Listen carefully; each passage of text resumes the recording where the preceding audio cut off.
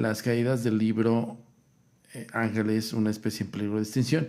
Y eso ha pasado y yo me imagino que pues es normal porque, pues bueno, ya ven que estuvimos un poco fuera del live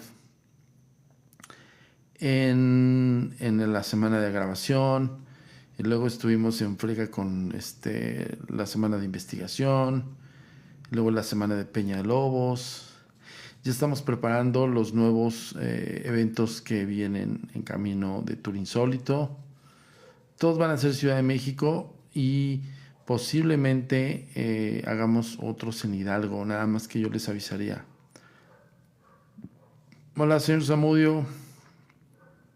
Como me encanta cuando está con Paco. Muchísimas gracias. Here's List. Gracias, espero que haber leído bien tu nick. Denle, por favor, compartan, porfa. Porfa, compartan y denle like. ¿Qué óvole, Monse? Monse, ya me voy a poner en contacto contigo la próxima semana, ya. He estado un poco absorto con un montón de temas, pero ya saliendo de compromisos. Hola, nena, bonita noche. María José, o con Fepo, por tu contenido es individual es interesantísimo. Muchísimas gracias, María José, gracias. Déjeme poner la contraseña. Y saben que yo, híjole, a ver si la regué. Se me olvidó. Puse en uno de los live, lo puse en estreno. Tengo noticias, ahí te hablamos. Va, me late cacahuate. Me late cacahuate. Oigan, déjenme ver algo nada más rápido. Es que tengo que confirmar una acción rápida.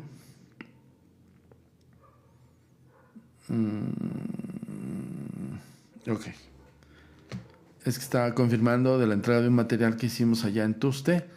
Y tenía aquí, estaba súper llena ya la nueva adquisición. Está hiper lleno. Dice, maestro, me la enamoré online. Oh, por supuesto. Es que, ¿qué te digo? Pues es mi maestro. Es mi máster, ¿qué te digo? Hola, Iliana, ¿verdad? Iliana, gracias. Aprendan a Iliana, a Fanny, a Girasol, que ya se está conectando. Que, por favor. Muchísimas gracias. Oigan, llegando y dándole like, y las que puedan, los que puedan, por favor. Dice, oigan, entonces les estaba comentando, me estaban diciendo que muchos de los que ya entraron a live, y que han estado como siguiendo los temas de los libros que estoy exponiendo, pues que algunas personas sí me dijeron, oye Samudio, pero es que nosotros nos perdimos las otras leyendas de caídas, las caídas estoy hablando acerca de los ángeles caídos. Entonces, pues hoy domingo vamos a tocar de lleno todas esas caídas de las cuales ya hemos hablado hasta la que quedó pendiente, que es, ahorita les digo cuál, espérenme un segundo. Creo yo que no es mala idea hasta la leyenda séptima, que son leyendas. Se definen como leyendas, pero realmente son, las voy a pasar como más así, más en chinga, más generalizadas. Me voy a detener en comentar algunos conceptos, pero muy leve. O sea, voy así de filo. Desde la primera hasta la sexta. Va a ser como ese especial, porque evidentemente van a decir, es que ya, por ejemplo, el video que subí hoy, que subimos, que es el live, literalmente, hablamos de la sexta caída, ¿no? Buenas noches, Yaya, Homo o Batala. Saludos, Leti, bienvenida. Gracias, Dat. Entonces me estaba comentando que sí, que se estaban perdiendo como el hilo, ¿no? Exactamente, exactamente. Como dice Girasol. No se olviden de pasar a repasar su like. Muy bien. A dar su like. Y por favor, de vez en cuando, mocharse. Oigan, yo sí fui. Espero que hayan ido ustedes. Altamente recomendé. Espero que sí hayan ido, ¿eh? Hola, dice, ¿cómo estás en YouTube? Estoy como Agentes de Negro, nuestro canal principal y nuestro canal con el que estamos compartiendo junto con Paco Arias, Historias Embrujadas Podcast. Buenas noches, tocadito. Charro Negro, se nombre. Gracias. Entonces, sí, por favor. Muchos de los que se están conectando me han comentado este asunto, ¿no? De que se entiende un poco y si a veces no se entiende porque ya llegan hasta el live de la séptima caída, que sería la de hoy. Entonces vamos a hacer una cosa, vamos a hacer un recuento de la caída, de la leyenda, son leyendas. De la leyenda de la caída de los ángeles estamos hablando.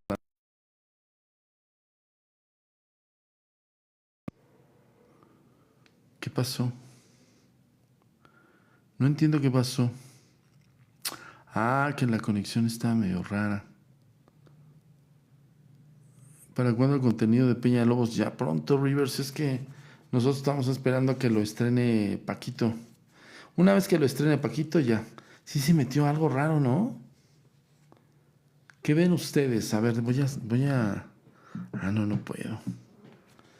¿Qué ven ustedes? Porque de repente como que se metió alguien. La sombra de Dios. En un principio el diablo era de aspecto oculto de Dios. Malak representaba la parte de Dios vuelta hacia la humanidad, un concepto que se trabajó de forma extraña al griego como ángelos o mensajeros. En realidad, este emisario constituía la parte de Dios en la sombra capaz de comunicarse con los mortales, puesto que la parte resplandeciente era demasiado intensa para que los humanos pudieran soportarla. Esto es en la concepción de una sombra de Dios. Estamos hablando del porqué de la caída. ¿Ok? A medida que se fue desarrollando la religión hebrea, evolucionó la sombra. Primero en la palabra, la voz o el toque de Dios. Y más tarde en el ente aparte con voluntad propia. De todas formas, con la separación adquirió relieve de aspecto oscuro, destructivo. En la época en la que se cumplió el Nuevo Testamento, la sombra ya había separado al estado intermedio de Has-Satán, el adversario neutral, para convertirse en el adversario, el maligno del buen Dios. Es decir, había una correlación con la sombra del mismísimo Todopoderoso, y esa sombra representaba pues todo lo oscuro, lo dark, pero era parte simbiótica de Dios. Después de ciertos tratamientos, vamos a ponerlo, con base a la propia, el propio Antiguo Testamento y el Nuevo Testamento, en el momento de que ya lo conformaron como un ente individual, fue en el Nuevo Testamento. Acuérdense que por eso lo dice en su propia énfasis del nombre, ¿no? Primero era Malach o Malak, ¿no? Y luego se traduce al griego por ángelos o mensajero.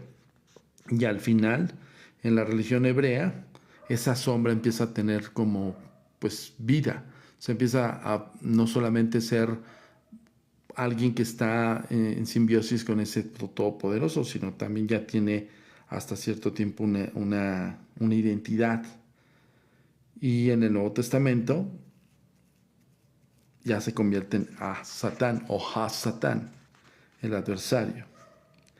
Ya hasta el final ya le dan mente propia, ya le dan incluso una concepción de poder realizar ciertos actos que van en contra de las reglas del Todopoderoso, y es por eso que se transforma ya en el que conoce todo mundo como Satán. Eso es en la primera leyenda, en la primera caída.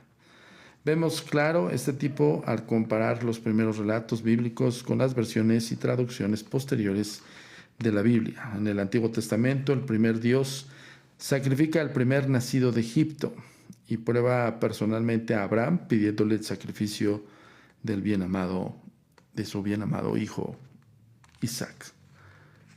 Ahí viene otro contexto totalmente distinto, ¿no?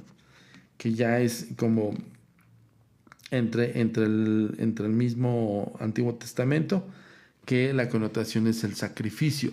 Acuérdense que el contexto del sacrificio no es más que, no solamente tiene ese contexto de desvivir a alguien, sino también de sacralizar ese hecho, que es algo bien raro, porque dentro de los conceptos de ese Dios todopoderoso, lo que no te perdona es el sacrificio, ¿no?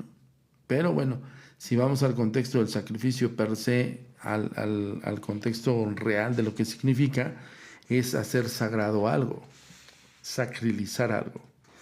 Apenas había transcurrido un siglo en el libro del Jubileo, Dios ha sido sustituido por su sombra autónoma. En la forma más llana se le denomina como Mastema. Está interesantísimo este nombre. Príncipe de los espíritus malignos a partir de este momento, quien ejecuta los actos perversos que en algún momento se atribuyeron al buen Dios, que es el ángel acusador, el tentador y el condenador. Se establece pues la separación entre el lado bueno y el malo, y por consecuencia la misma caída. Es decir, de la sombra, vean cómo se empezó a formar desde la sombra de Dios un ente que estaba en simbiosis con él mismo. O sea, es decir, tú veías al Todopoderoso y veías como esa parte gemela, por así decirlo, pero al final le dieron una sombra. Luego cómo se empezó a evolucionar esta sombra hasta convertirse en alguien con una entidad propia, una identidad como tal. Ya cuando el Nuevo Testamento se separa por completo y se empieza a hacer un poco más independiente. Ya luego en el libro del Jubileo, la sombra como tal se hizo independiente, entonces ya forma el concepto de Mastema, que ese nombre de repente entra en distintos apócrifos, pero ese nombre luego yo lo voy a desmenuzar en otro live porque está interesantísimo y sobre todo está vastísimo. Yo lo he leído en el Apocalipsis de Esdras, lo he leído en el de Enoch, y lo he leído, si no mal recuerdo, en algunos apócrifos del Apocalipsis de Juan. Entonces, si es un tema, híjole, fuerte. Por eso lo voy a dejar en apartado, ¿ok? Pero eso es en la concepción de la sombra de Dios, ¿vale? Leyenda segunda, el libre albedrío, ¿no? Estamos hablando de los conceptos de la caída de los ángeles. La segunda versión de la caída es igualmente cósmica, que su alcance y contenido procede que uno de los teólogos más prestigiosos de la primitiva iglesia griega, Orígenes de Alejandría, afirma que Dios creó un número de inteligencias angelicales iguales y libres. Gracias a su libre albedrío decidieron abandonar la unidad divina y de forma gradual se apartaron del mismo origen. De los que se apartaron, al menos permanecieron en las regiones etéreas más cercanas a Dios. Los que se alejaron cayeron en la región inferior del aire. Todos estos seres etéreos son los ángeles. Los que cayeron más lejos del centro adoptaron un cuerpo humano, mientras que los que aún llegaron más lejos se convirtieron en demonios. Y al girar en una órbita tan alejada del eje central del todo, estos seres malditos pasaron al terreno del no ser o de la falta de objetivo. Y esto es alusivo a, ¿se acuerdan que habíamos hablado de los 9 coros? Y en los 9 coros se habla del simbolismo de los primeros 3 de la primera tríada que giran como en círculos con un todo que es prácticamente Dios, o sea, lo está conceptualizando como esa luz resplandeciente total y que todos giran alrededor de él. En este apartado del libre albedrío, pues en la concepción del propio Orígenes de Alejandría, menciona acerca de esta misma concepción de los coros, ¿no? Podría ser un simbolismo muy parecido a ello. Cuando los ángeles cayeron debido a su libre albedrío, empezaron a caminar por la tierra, como los humanos.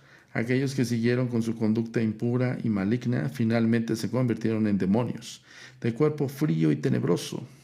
Orígenes, en su hipótesis aventurada, planea que los hombres pueden convertirse en ángeles, de la misma forma que los ángeles se convierten en hombres. Lo mismo puede aplicarse en los demonios, que pueden alcanzar de nuevo su inteligencia angélica. Esto alguien ya me lo había preguntado y se lo contesté en otro live. Y le dije, según la concepción de Allan Kardec, del concepto del espiritismo, es nacemos, crecemos, nos reproducimos y morimos. En la concepción de Allan Kardec es prácticamente algo parecido, con la diferencia en que el espíritu encarna en un cuerpo físico, que es justamente lo que nosotros tenemos en vida, y en este cuerpo físico mi espíritu tiene que aprender cosas de la vida terrenal para cuando yo trascienda. Mil gracias, Fanny hermosa. Cuando yo trascienda, si yo me llevo esta sabiduría al plano espiritual, va a pesar el concepto de lo que yo aprendí. Y en ese aprendizaje vamos a hacer más evolución. Lo que habla mucho de los propios mediums de Allan Kardec es que esta concepción es cuando se habla de espíritus ignorantes o espíritus iluminados. Los espíritus iluminados son aquellos que tienen muchísimo haber o muchísima evolución durante las vidas terrenales. Son los cuales, después de su traslado hacia el mundo espiritual de lo físico, pueden alcanzar estos grados tan elevados como es la iluminación divina, como ellos le llaman, la iluminación del Creador. Y en ese género, en ese aspecto, gracias Girasol, cuando ellos alcanzan la divinidad de la iluminación, podrían entonces convertirse en ángeles. Eso es en la concepción literaria, o literalmente más bien, de Allan Kardec.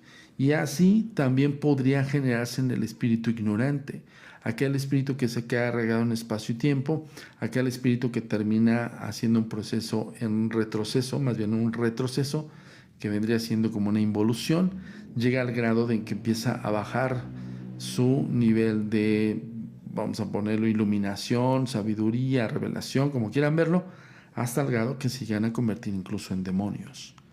La concepción de la iglesia sería, en todo caso, que una persona se puede transformar en un demonio con base a la lucha que se tiene en una cuestión, por ejemplo, de la posesión. Si la persona lamentablemente pierde la vida en la posesión y el demonio se puede llevar más bien a esa persona, entonces sí, gracias Lu hermosa, gracias por esos stickers. En todo caso, ahí sí podría convertirse en parte de las legiones, y ahí sí podríamos hablar entonces de que se pudieran transformar en demonios. Eso es la concepción. Por eso se habla de libre albedrío. Si conceptualizamos el tema más profundo, el libre albedrío le aplica a los seres humanos, punto. En la concepción más divina, todopoderosa, como quieran verlo. Dice, Orígenes explica en su principio cósmico como con una simplicidad indiscutible. Y lo dice de esta manera, Orígenes. Cuando lo intentan, los espíritus más imperfectos, justo lo que les decía, se solidifican, se espesan y forman los cuerpos de este mundo visible. Si sirven a inteligencias elevadas, justo lo que les decía, brillan con el resplandor de sus cuerpos celestiales y sirven como adorno a los ángeles de Dios. Eso lo da en contexto Orígenes. Ustedes saquen sus propias conclusiones. Pero realmente ese es como podría simbolizar el hecho de transformarse o no en un ángel durante tu vida terrenal o en un demonio. Yo les pregunto aquí, y espero que ustedes me escriban en la caja de comentarios, ¿qué creen que son? ¿Ángeles o demonios? Seguimos con la leyenda tercera, la lujuria. El tercer relato de la caída procede del escriba Enoch, registra 200, Bene a Elohim, vigilantes o hijos de Dios, que descendieron del monte Hermón hace aproximadamente 12,000 años. En un principio ayudaron a los arcángeles en la creación del Edén. Al mismo tiempo enseñaron a los hombres las artes de la civilización. El problema que surgió, fue que sus actividades extraprofesionales incluían la insospechada seducción de las hijas de Adán. El rabino, el Keiser, híjole, este sí tengo que ser bien mesurado, porque habla acerca de conceptos políticamente incorrectos. En el siglo VIII, con su prurito patriarcal, así lo contextualiza, culpó tajantemente a las mujeres terrenales, evidentemente a las mujeres mortales. Y dice así: los ángeles que cayeron del cielo vieron a las hijas de Caín paseando y seduciendo con su belleza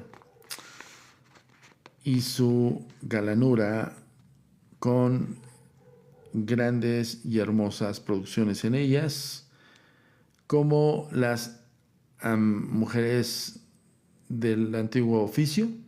Estoy siendo muy parafraseado para no tener problema. Y a su vez seduciendo a los ángeles,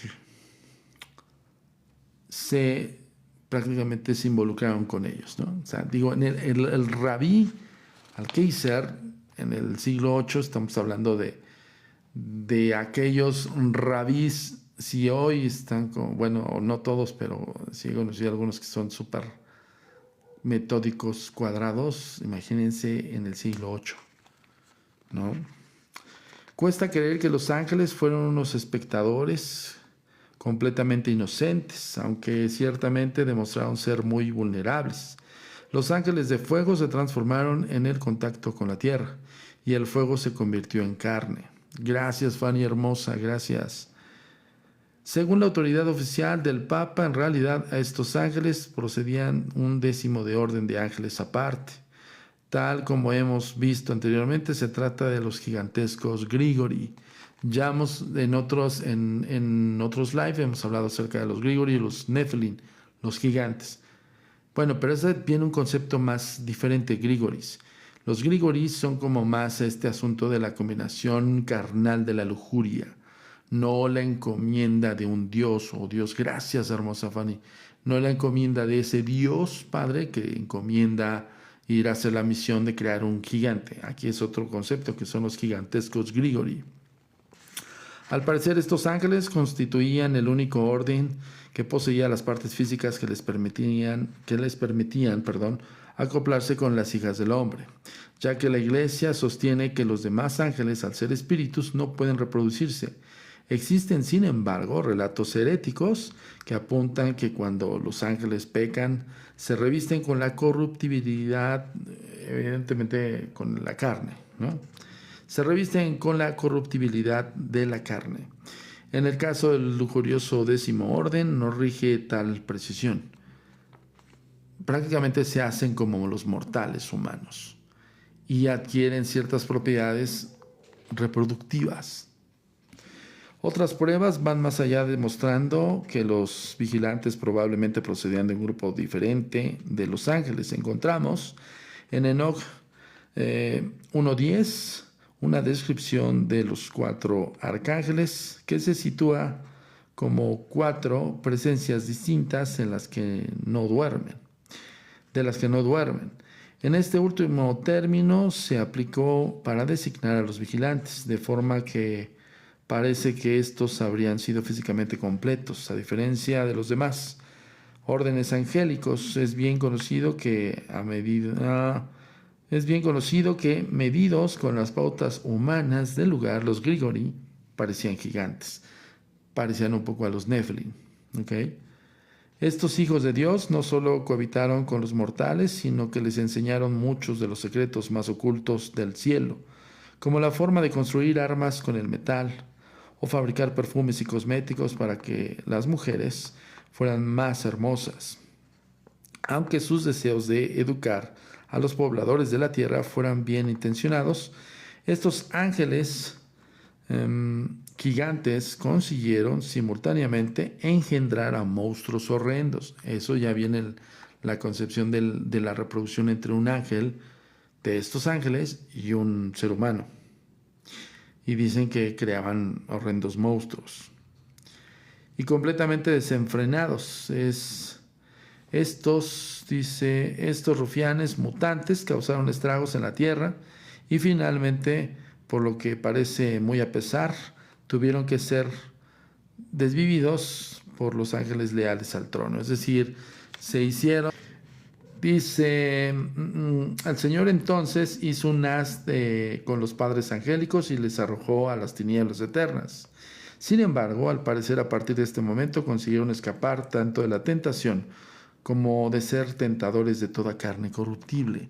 Y es ahí donde, desde mi punto de vista, desde mi más honesta opinión, creo que desde ahí se inicia o se engendran a los propios sucubus e incubus, que ya son conceptos muy profundos, que le platicamos una historia de sucubus e incubus a mi queridísimo Paco Arias, la vez que fuimos a Tustepec.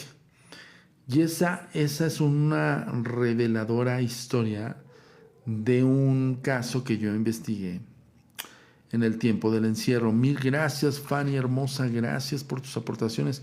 No sé qué, nada más, no déjenlo a Fanny, ¿eh? Todos, por favor, aporten. Oigan, y ya no hay likes, ¿eh? Yo ya no veo like. ¿Qué pasó? Denle al tap. Y sigue, la lujuria y el ángel femenino, que ese es otro concepto que está ligado con la tercera leyenda, si no me recuerdo, que es la lujuria. Y hemos visto todos los seductores Grigori existentes pertenecen al sexo masculino. Pero ¿qué ocurre con las compañeras ángeles de género femenino? Gracias, Girgasol. Tanto las fuentes hebreas como las cristianas se muestran bastante reservadas en cuanto al tema y no mencionan la existencia de ángeles hembras caídos desde los rebeldes primigenios. Existió, sin embargo, una excepción significativa que burló abiertamente a los intentos de despachar discretamente su leyenda perturbadora. Se trata de la misteriosa, iba a decir misericordia, no, es que de repente casi no se ve. Se trata de la misteriosa Lilith, la infernal esposa favorita de Satán, de la cual el clero ha intentado ocultar su condición de primera esposa de Adán. La tradición hebrea habla de la creación de Lilith por parte de Dios como pareja del primer hombre. No obstante, quedó demostrado que era demasiado aguda e indómita para su nuevo esposo, que era Adán. Adán intentó forzarla a yacer debajo de él al estilo patriarcal, aceptando en la postura del misionero. Así lo dice, ¿eh? Ahora bien, los varones judíos y cristianos no son los únicos en insistir en estos conceptos de forzadamente estar arriba. Se habla evidentemente de la reproducción, ¿ok? O del esparcimiento del delicioso. Ya saben a qué me refiero, ¿no? Ok. Adán intentó forzar a yacer abajo de él al estilo patriarcal, aceptando la postura del misionero. Ahora bien, los varones judíos y cristianos no son los únicos en insistir en estar arriba y en el acto del delicioso. Los musulmanes incluso afirman que maldito sea el hombre, híjole, así lo dicen estos güeyes, que se sitúa a la mujer al cielo mientras él se coloca a la tierra. Súper mega misóginos estos güeyes. Las autoridades católicas llegaron al punto de afirmar que cualquier otra postura es pecaminosa. Está cabrón. El texto Ángeles. Como esposa de la gran serpiente, no, perdón, me está saltando esto. Al parecer Lilith no compartía esta tesis masculinas y prácticamente se rió a carcajadas de Adán con su tosquedad. Pronto le abandonó por los deleites sin duda más placenteros que le proporcionaban los demonios y consiguió la prodigiosa cifra de 100 vástagos al día, fruto de estas relaciones. Dice, como esposa de la gran serpiente, estamos hablando de Satán, se identifica a Lilith como la diosa triple madre de las primeras tribus matriarcales y agricultoras de Canaán. Espérame un segundo. Las cuales resistieron a los belicosos pastores de Adán. Ya viene un contexto más puritano. Mientras la iglesia en cierta manera dejaba en la sombra a Lilith, sus hijas, las Lilim o Lilitum. ¿Se acuerdan que hablamos acerca de esto junto con Alain en Historias Embrujadas Podcast? Por eso les va a sonar, me queda claro. Aquí estamos pasando por superficialmente. Si quieren escuchar más el contexto de las Lilitum o las Lilim, vayan a Historias Embrujadas Podcast y vean el episodio de el feed con Alain Belón.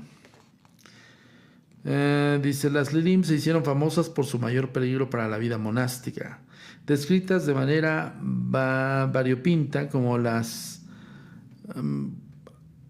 amantes del infierno, las sucubas o brujas de la noche, que era lo que les daba en contexto.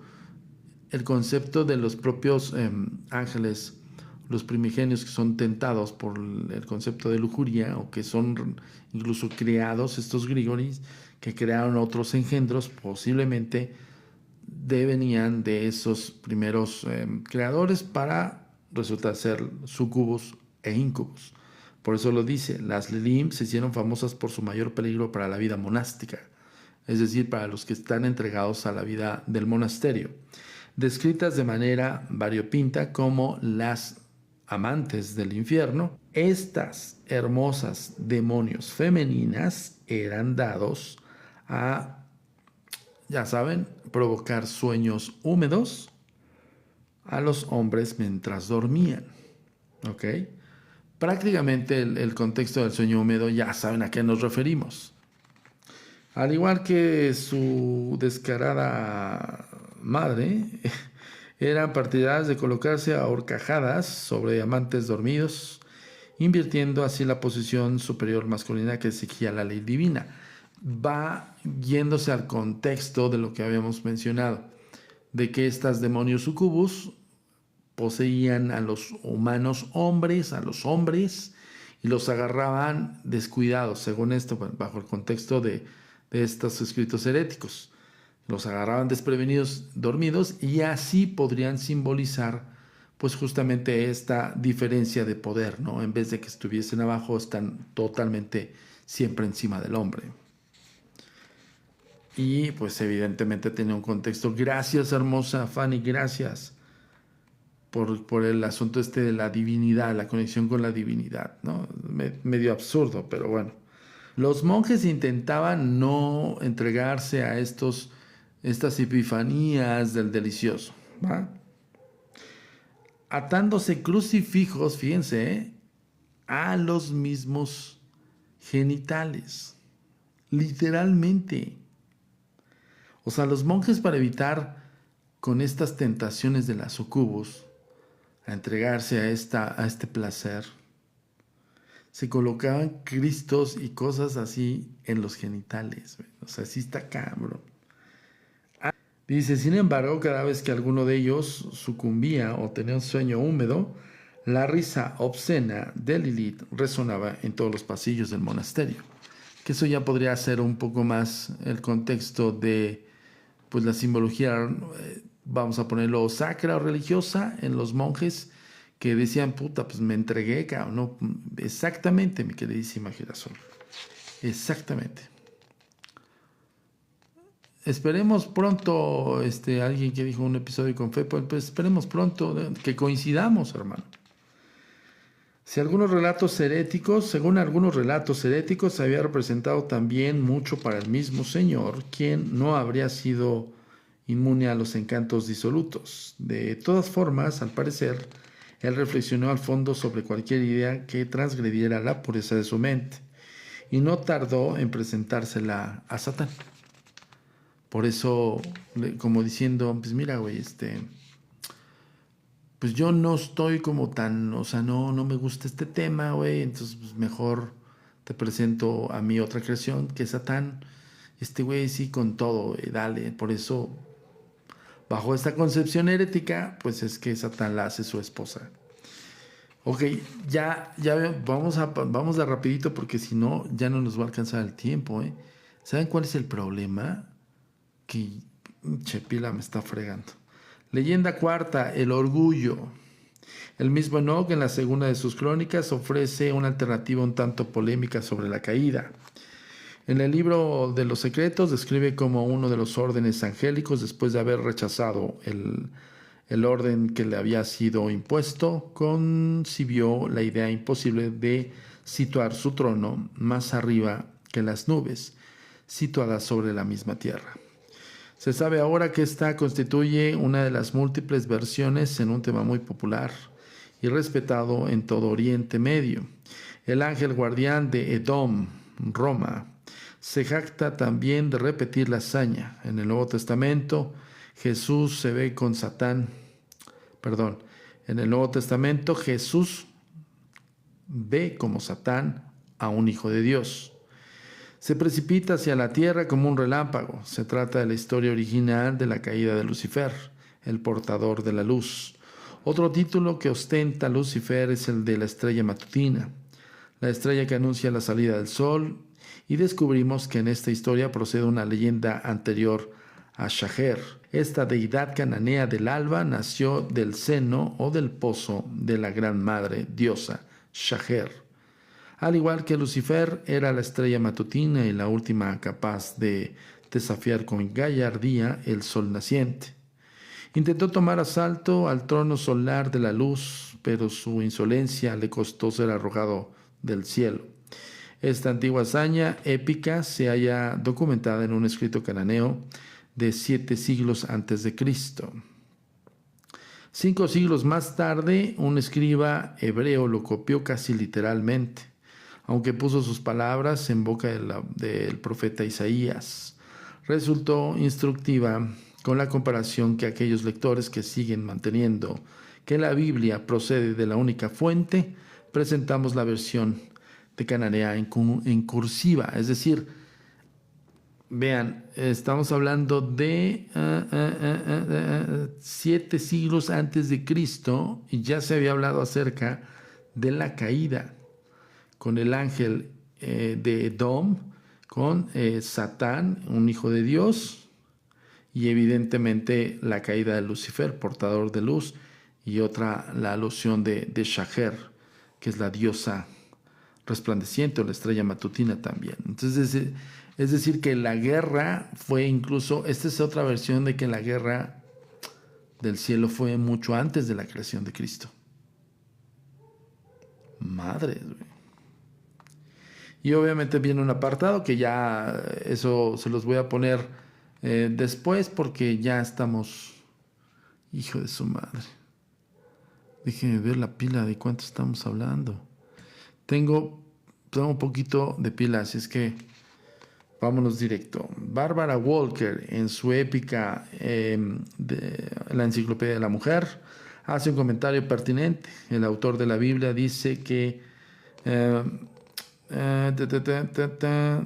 el autor de la Biblia dice después a Lucifer: debéis ascender al infierno por los lados del abismo. Isaías 14:15. Este abismo se identifica con Elel o Asherah, la misma madre novia de Dios. Y esta, a ver si esto no me es baneable. Bueno, este abismo se identifica con Elel o Asherah, la misma madre novia de Dios. Y este deceso como serpiente luminosa al abismo representa la fertilización de las profundidades por parte del fuego masculino, procedente del mismo cielo. En resumen, el portador de la luz desafió al supremo Dios solar al buscar los favores de la madre. Esta rivalidad divina explica el llamado pecado de Lucifer, Hubris. o hubris, en que los padres de la iglesia tradujeron como orgullo, si bien su significado real era pasión del delicioso. Podemos considerar también el fálico resplandor como una expresión de Lucifer en su papel de príncipe del poder del aire. Fíjense este concepto, por eso en la propia Barbara Walker, que podrían buscar muy, muy bien ustedes por su parte la Enciclopedia de la Mujer, habla acerca, retomando de Isaías 14:15, que es el abismo, cómo se identifica como Asherah, la madre novia de Dios, y habla acerca de la propia concepción, o más bien habla acerca de justamente cómo se da la vida bajo el término de dos uniones principales, ¿ok? Creo que sí se entendió. Por eso le llama también formula como una especie de hipótesis bajo su concepción de la propia Barbara Walker acerca de Lucifer como el papel del príncipe del poder del aire. Está increíble todo. La historia es prácticamente idéntica a aquella en la que el ángel guardián de Dom, se jacta de que llegará a ser el más alto. Sigue implementándose el término del orgullo, ¿no? Sobresalir.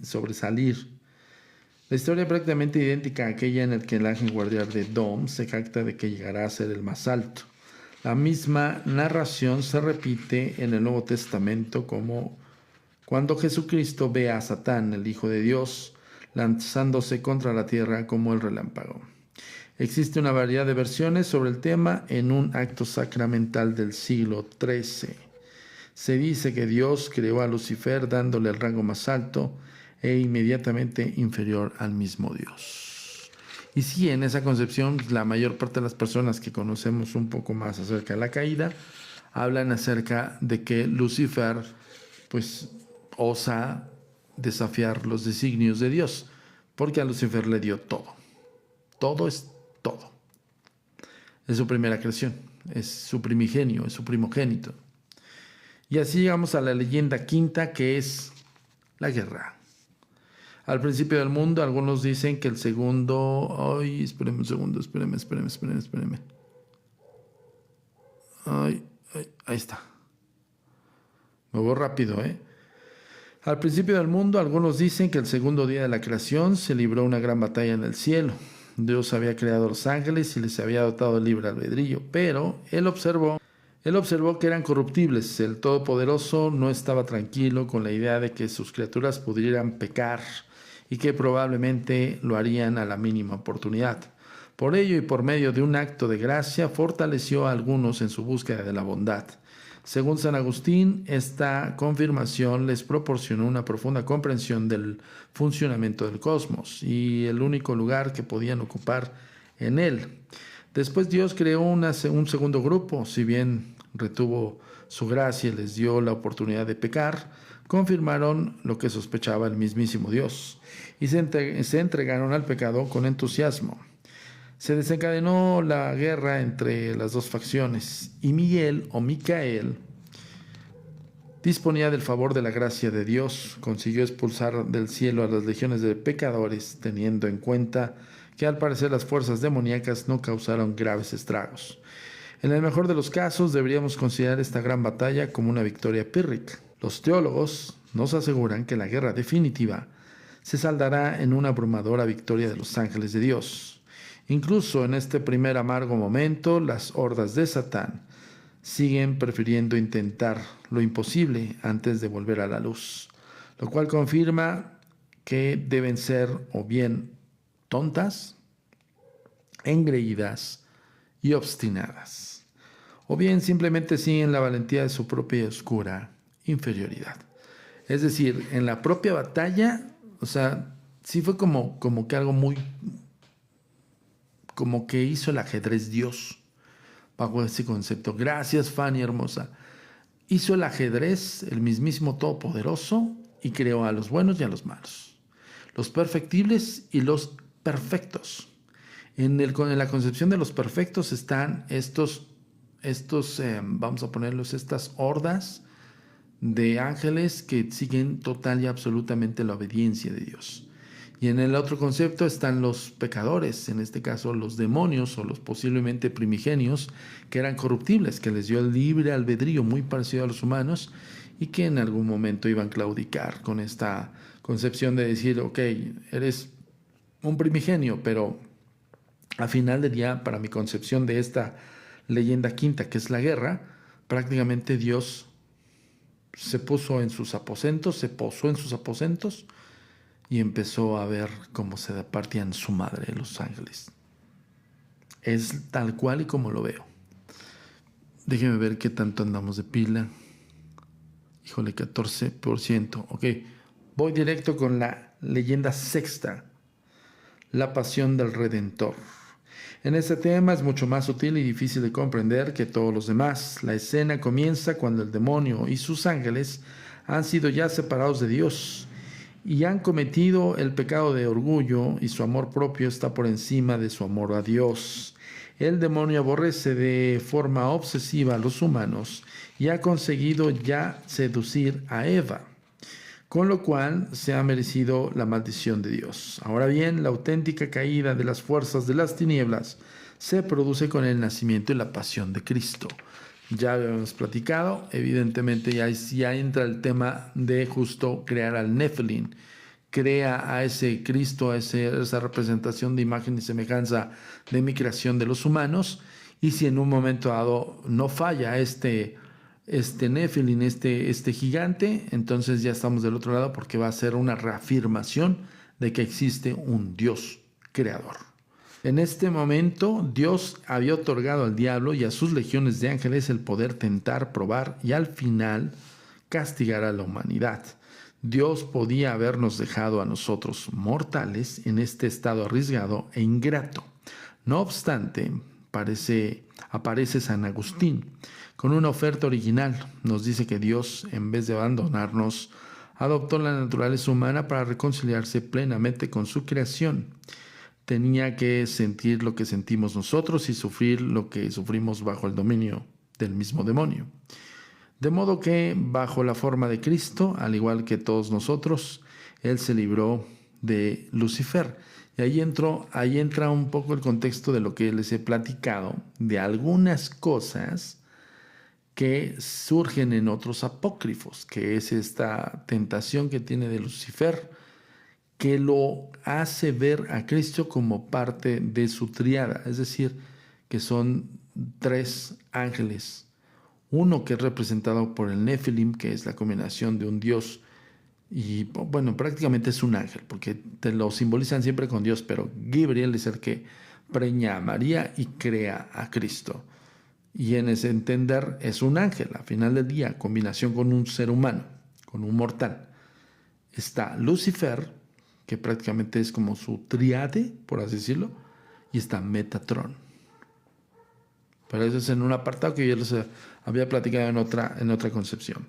El príncipe de las tinieblas, movido por un odio ciego a la descendencia de Adán, tomó ávidamente lo que San Agustín denominaba un cebo y un anzuelo. Lo que Satán no intuyó al asir la presa fue que Cristo era a la vez divino e inmaculado. El diablo, pues, transgredió los términos del contrato que había hecho con Dios, ya que el acuerdo especificaba que tenía solo el dominio sobre los pecadores, en este caso sobre los mortales. Al romper el contrato se condenó. En su fracaso, al intentar tentar a Cristo, el segundo Adán, Satán, quedó desconcertado y no fue capaz de decidir si Cristo era divino o no. Un auto sacramental medieval nos ilustra a la perfección con el dilema del mismísimo diablo. Y dice, él mismo expresa, no veo lo que es, si Dios u hombre. No puedo precisarlo y por eso me tiro un pedo. Así dice, ¿eh? En esta trama en concreto, típica de los autos sacramentales creados por el clero, para transmitir un complejo mensaje al público sencillo, el diablo y sus demonios Meten la pata constantemente. Se les representa como bufones incapaces de decidir si deben desvivir a Cristo o no. Lucifer sospecha que si su presa es realmente la encarnación, la captura de esta podría representar el final para todos ellos. Qué curiosa concepción, ¿no? Cuando Satanás al final intenta hacerse con el alma de Cristo, la trampa se dispara en sus manos, puesto que en lugar de hacerse con un miserable pecador, se halla ante Dios, de forma que Dios no nos dejó del todo bajo la influencia. Eso habla bajo la concepción del mismísimo, ¿no? ¡Uy, ya se me está acabando la pila! Dios no nos dejó bajo la influencia del diablo, aunque Él nos dejó caer en las manos del diablo, luego decidió que Él le pasara lo mismo para podernos salvar. Bueno, eso ya es en una perspectiva totalmente del autor. Cuando Dios bajó en la forma de Cristo, rastrilla del infierno para liberar las almas de aquellos que no se han beneficiado de la misma redención. Satanás se enfurece y jura redoblar los esfuerzos para corromper al mundo. Ante esta amenaza, Jesucristo le precipita hacia el abismo y Micael le condena estrechamente en el infierno. He aquí la auténtica caída de los ángeles de las tinieblas. Atrapados en el infierno, no les queda más que el poder para castigar a los humanos que rechazan su participación en el propio sacrificio de Cristo. Birch. Y esa es la leyenda sexta. Y como ya se me agotó la pila, lo voy a dejar aquí, pero está bien porque es el resumen para toda la gente que se perdió las 7 leyendas.